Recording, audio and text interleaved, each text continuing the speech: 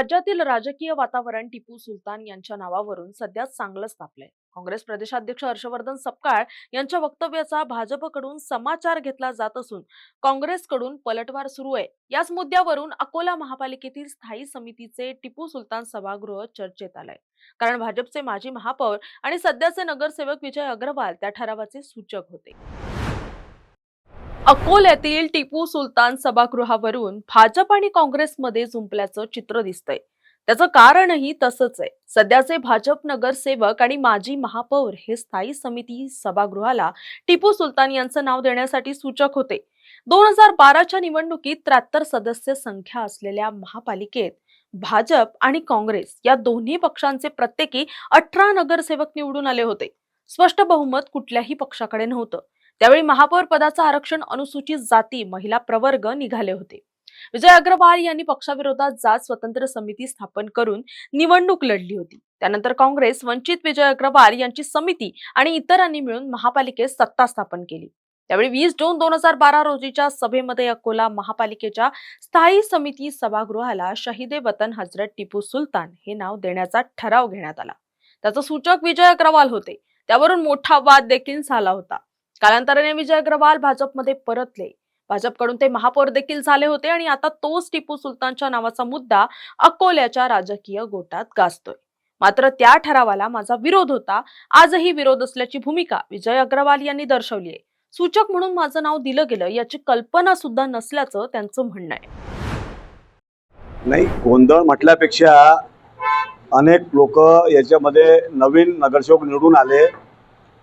त्यांना विषय लक्षात येत नव्हता. त्यांना असं वाटत होतं की याच्यामध्ये काहीतरी आपण त्यांना डावलून राहिलो. असा काही भाग नव्हता. आजचा जो एनओसीचा विषय असेल, पडित वार्डाचा विषय असेल किंवा झोन सभापतीचा विषय असेल, यामध्ये प्रशासनाच्या सोयीसाठी आणि महापालिकेला काम करण्याच्या सोयीसाठी हे सगळे विषय अजिंठ्यावर आणलेले आहेत. पडित वार्डामध्ये मागच्या वेळेसही 51च होते, आताही 51च आहेत. मागच्या वेळेस काही नगरसेवक होते, काही नव्हते. बदल त्याच्यामध्ये झालेला आहे. हा बदल नेहमीच होत राहत असते. भविष्य काळातही हा बदल होणार आहे. आणि एनओसीचा जो विषय आहे याच्या मागे आमचा कोणता उद्देश नसून एनओसीच्या माध्यमातून कोणतेही काम डबल होऊ नये, झालेलं काम 3 वर्षापूर्वी पुन्हा होऊ नये, ह्या सगळ्या गोष्टी त्याच्यामध्ये पाहण्यासाठी प्रशासन काळजीपूर्वक एनओसी देत नाही. आणि म्हणून सभागृहाच्या समोर ज्यावेळेस विषय येते त्यावेळेस प्रशासन काळजीपूर्वक टिप्पणी पाठवते. हा त्याच्या मागचा उद्देश आहे. आणि माझी सर्व नगरसेवकांना विनंती आहे की हे सभागृह चर्चा करण्यासाठी आहे, दादागिरी करण्यासाठी नाही आहे. आणि दादागिरी जर कोणी करत असेल तर टीट फॉर टॅटची भूमिका आमची आहे. आम्ही काही कोणती चिंता कधी करत नाही. आणि जे लोक या सभागृहामध्ये विषय सोडून चर्चा करतात त्यांना काही अर्थ नाही. त्यांनी ती करू नये. आम्ही सगळ्यांना सोबत घेऊन बहुमताच्या आधारावर नाही तर सहमतीच्या आधारानं आम्हाला महापालिकेचं राजकारण करायचं आहे अशी सर्वांना विनंती करतो. धन्यवाद. भारताच्या संविधानातही टिपू सुलतान यांचा फोटो आहे. टिपू सुलतान हे इंग्रजांच्या गोळीने शहीद झाले होते. ही गोष्ट अकोल्यातील भाजपच्या नेत्यांना माहीत असेल. तेव्हाच अकोला महापालिकेच्या स्थायी समिती सभागृहाला टिपू सुलतान यांचं नाव दिलं गेलं होतं. आणि त्या कारणानेच भाजपचे विजय अग्रवाल सूचक होते, असं स्पष्टीकरण काँग्रेसचे गटनेते डॉक्टर झिशान हुसेन यांनी स्पष्टीकरण देत भाजपला टोला लगावलाय. जी पद्धत होती ती चुकीची होती. सगळ्यात मुख्य मुद्दा हा आहे की 2-3 विषय असे होते जे जनतेच्या हितचे नव्हते तरी त्यांनी पारित केलेले होते. पहिला मुद्दा होता झोन समितीचा. ये जो जोन है ये नागरिकों को सुविधा हो और हर बार हर नागरिक को शहर के कोने से महानगर पालिका में आने जाने का काम ना पड़े. टैक्स भरना है तो आने जाना ना पड़े, जन्म मृत्यु का दाखला करना है तो आने जाना पड़े. महानगर पालिका का कोई भी अगर काम हो तो उनकी सुविधा के लिए जोन बनाए गए थे. इसका उद्देश्य था कि घर के पास जोन होना चाहिए. आज बड़ी विचित्र एक ठराव लाया गया जिसपे मैं एक उदाहरण देना चाहूँगा कि प्रभाग नंबर 6 जो है, जिसमें रामदासपेट आता है, तापड़िया नगर आता है, इसका जो ये पूर्व जोन में था. अभी तक पूर्व जोन का कार्यालय जो है ये दुर्गा चौक के पास में MSEB के सामने है, जो रामदासपेट तापड़िया नगर से बहुत नजदीक है. हुआ ये कि इस बार जनता ने भारतीय जनता पार्टी के आंकड़े कम किए, विरोधी पार्टियों के आंकड़े बढ़ाए. सत्ता के काफ़ी करीब बहुत यानी जो 40 का आंकड़ा था उससे नीचे भारतीय जनता पार्टी आई, और इसके वजह से जोन निहाय जो चुन के आने वाली समितियां थी, जो जोन सभापति बनने वाले हैं जो समिति है, वो उसका आंकड़े बदल गए। इस वक्त में जनता का हित बाजू में रख के और एक सभापति हमारा ज़्यादा चुनकर आए, इसलिए पूर्व जोन के नागरिकों को अब अगर कुछ काम रहा तो रामदासपेट और तापले नगर से सीधा जाना पड़ेगा जय हिंद चौक के आगे जो पश्चिम जोन का कार्यालय है। तो आज मीडिया के माध्यम से हमारा एकमेव प्रश्न है कि ये जो एक उदाहरण मैं आपको दे रहा हूँ कि ऐसी क्या गलती इस शहर के नागरिकों ने करी कि भारतीय जनता पार्टी और शहर सुधार समिति ने रामदासपेट और तापले नगर में रहने वाले प्रभाग नंबर 6 के नागरिक को अब दुर्गा चौक की जगह, पूर्व जोन के ऑफिस की जगह पश्चिम जोन में जूने शहर में जाना पड़े। उससे तो अच्छा महानगर पालिका मुख्य कार्यालय में आके काम करेंगे। तो ये एक उदाहरण है। मैं दूसरा उदाहरण आपको दूंगा। प्रभाग नंबर 14 है जिसमें मलकापुर आता है। मलकापुर में अगर कोई नागरिक है तो वहां से 1 किलोमीटर दूर उसको दक्षिण जोन का कार्यालय है, लेकिन अब मलकापुर में रहने वाले नागरिकों को मलकापुर से दक्षिण जोन का कार्यालय क्रॉस करके अब पूर्व जोन में वो कुछ काम रहा तो उसके लिए आना पड़ेगा। तो ये हमारा प्रश्न था आज कि ऐसी क्या गलती करी शहर की जनता ने जो इस तरीके के निर्णय आप ले रहे। हमने तो यहाँ तक कहे कि एक सभापति चुना के लाने के लिए आप ऐसा निर्णय ले रहे, एक पद एक कुर्सी के लिए। भाजपा और शहर सुधार समिति को इतनी सत्ता की क्या लालच है कि नागरिकों को इतनी तकलीफ हो, इस चीज को नजरअंदाज कर रहे हैं।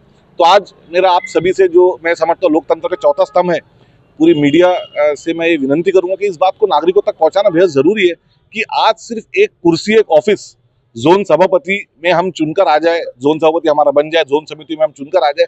एक ऑफिस पाने के लिए शहर में चुनाव 2017 में जब हो तो उसके बाद वार्ड नहीं बदले, नागरिकों की संख्या जो है वो वैसी है जो बढ़ गई है मतलब, और जोन जब बनाए गए तो इस तरीके से बनाए गए कि भारतीय जनता पार्टी का एक और सभापति चुनकर आ जाए।